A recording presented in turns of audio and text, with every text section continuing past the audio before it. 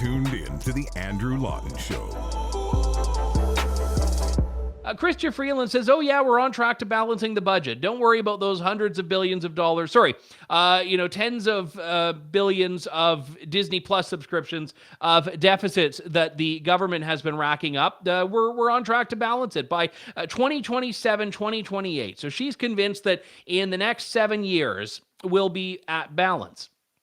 Well, if you talk to the parliamentary budget officer, which is ideally more responsible about its calculations because it's not rooted in partisanship, they're saying that the revenue in that budget is going to be $11.1 billion lower than what the government is projecting, and interest charges are going to be $2.8 billion higher, which means the year of balanced budget in 2027-2028 that Chrystia Freeland is promising is going to be a year with a little tiny, teeny, itsy-bitsy $10 billion deficit.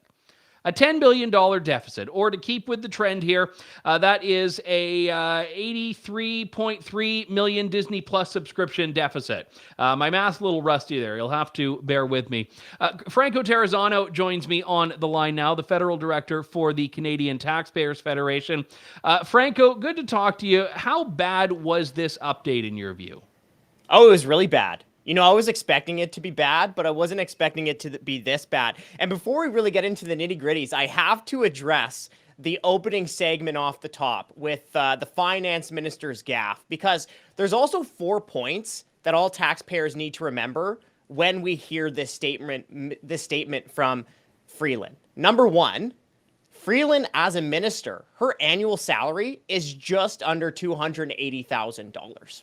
To your earlier point, Andrew. Number two, Freeland, like all other members of parliament, gave themselves 3 pay raises during the pandemic. So are we really all in this together?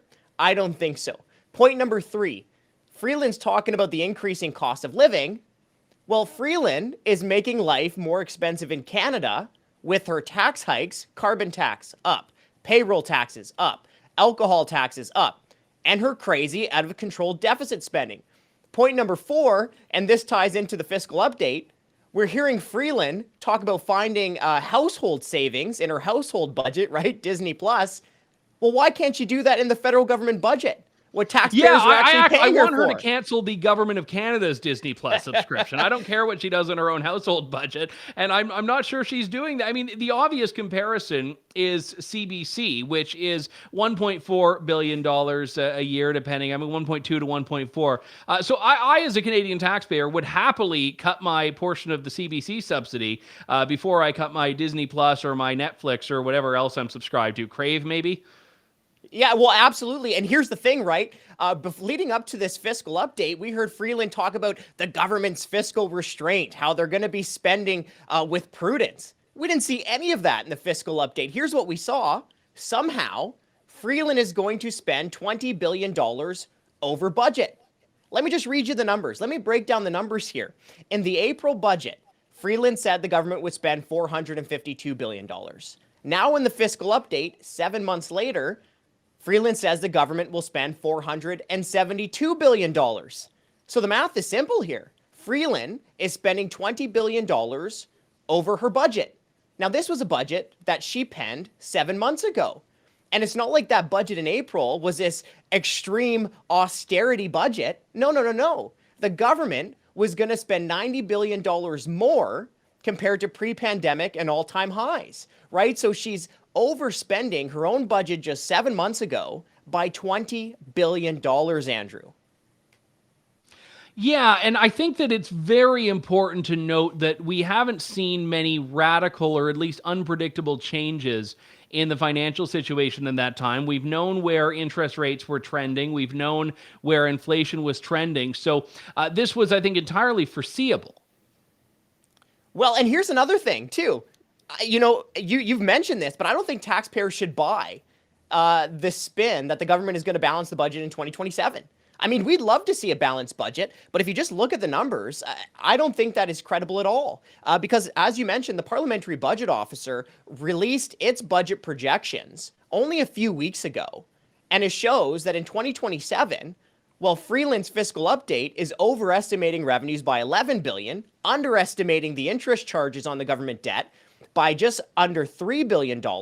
So in 2027, if you use the Parliamentary Budget Officer's revenue and interest charge figures, instead of balancing the budget, the government would have a $9.4 billion deficit. And of course, Andrew, the Trudeau government has not seen a budget that it couldn't blow. Right? Remember back in 2014, Trudeau said the budget will balance itself. Well, what time is it right now? What, 4:17 p.m., November the 8th, 2022? The budget still hasn't balanced itself. Remember when Trudeau was first running for prime minister? He said he'd run a few modest deficits and then balance the budget in 2019. Well, he missed that by $20 billion, even before the pandemic. Yeah, and I think that's an important caveat, and you and I have spoken about this in the past, that the government has used the pandemic as cover for its spending without acknowledging openly that the spending was already pretty out of control beforehand. And I think that there is a general tendency for the government here to not accept its own role. And I think that point of Chrystia Freeland's is an important one for us to acknowledge, because she's talking about combating inflation as though it's the kind of thing you do on an individual level by making choices. But that is not dealing with the causes of the problem that are within the government's control on a macro level, like, for example, the carbon tax, which is a purely discretionary tax. This is money that the government is putting forward not for revenue collection according to its own definition, but because they're trying to change behavior, which means the government could live without that money because they're claiming that it's not even a tax. Did I hear you correctly, Andrew? Did I hear you say that spending before the pandemic was pretty out of control? That might be the biggest understatement I've ever heard. Before the pandemic, the Trudeau government was spending all-time highs, even after including inflation and population differences. So that means that the Trudeau government in 2018 spent more money than the feds did during any single year during World War II. Inflation and population adjusted. Before a pandemic, before any countrywide recession, Prime Minister Justin Trudeau spent more money than the feds did during any single year while we were fighting the Nazis. Okay, so we were spending all-time highs before the pandemic, and then a pandemic comes around. Well, I think most Canadians understand that, look, if you have a legitimate problem, if you have a leaky roof, let's say, you fix the leaky roof, but you don't go pull out the credit card and blow money that you don't have on a new flat screen, a couple ATVs, and a brand new BMW, right? You prioritize. But we didn't see the federal government make any tough decisions. Even the Parliamentary Budget Officer says that of all the new spending that has been announced since COVID-19 started, $200 billion had nothing to do with COVID-19. Now, I'm glad you brought up the carbon tax, because you know what? I think the Trudeau government, every time they pass a gas station, they pat themselves on the back because they see the high pump prices. Because a carbon tax, its objective is to raise the price of gasoline. And while Ottawa has continued to raise taxes on Canadians, we identified 51 other national governments that actually did the right thing and cut taxes during the pandemic or to combat inflation. Yeah, I think that's very, very important. And it's funny, when you talk about these issues, the government gets very sensitive about them. I want to play a clip from your testimony before a parliamentary committee the other day, and I'll let you explain and contextualize it afterwards here, because sometimes people just need to see the brazenness with their own eyes first. The increases in premiums for EI and CPP are needed to make sure that when people lose their jobs, in the case of EI, or when people retire, when our seniors retire, that the funds are there to ensure that they can collect their pension, or in the case of EI, that they can collect EI. So the effect of not increasing those premiums with the demand for those for EI and CPP would mean that when people retire or when people lose their jobs, they would not have the funds needed to collect EI. The funds wouldn't be there, certainly to keep up with demand, their needs, but also with inflation, and that would apply to CPP as well. Are you concerned about that?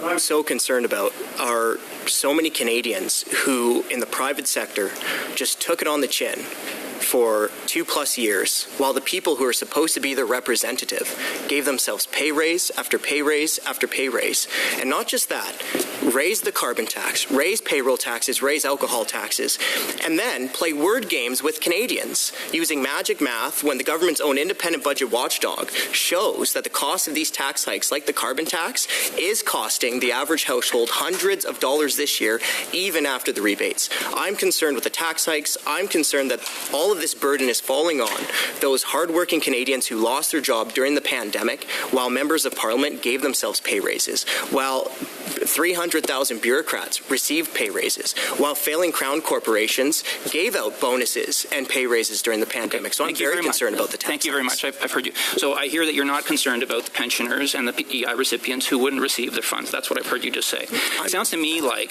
the Canadian Taxpayers Federation is actually not supporting the very taxpayers who would struggle the most in an inflationary environment, in the circumstance where they do retire and where they do lose their jobs. And I think that's really, really disappointing. I'd like to move on to that. That wasn't a question. Ooh, stone cold. That wasn't a question. So just that little grenade that they throw and don't even let you respond. When was that, by the way? Oh, this was just, I think this was October the 26th, I think is when I was presenting in front of the Finance Committee on the CTF's budget recommendations. And why was it that you think that's such a sore spot when you point out what the government's payroll taxes are doing to people that they're claiming to protect? Oh, well, I know exactly why. I was essentially there telling them they're doing a bad job. Saying, hey, you're wasting way too much money and you're raising taxes at the worst possible time.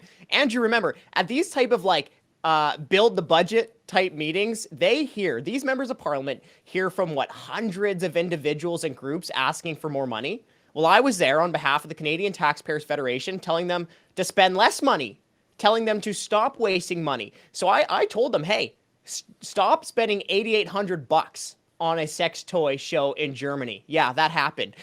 Stop spending nearly $100,000 on fancy airplane food during a week-long trip, right? Don't spend $6,000 a night on a hotel room. Stop giving former governors general a $200,000 expense account for life.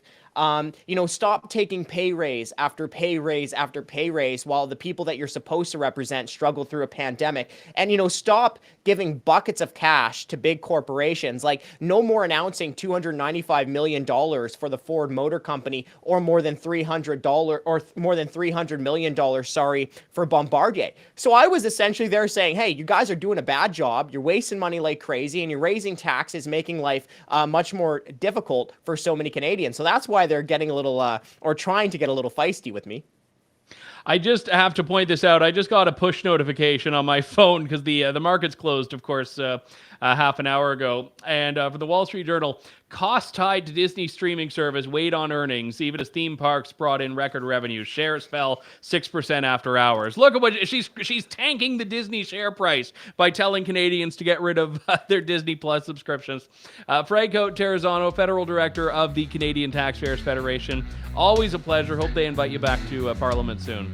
Hey, so do I. Thanks for having me on, Andrew. Thanks for listening to The Andrew Lawton Show.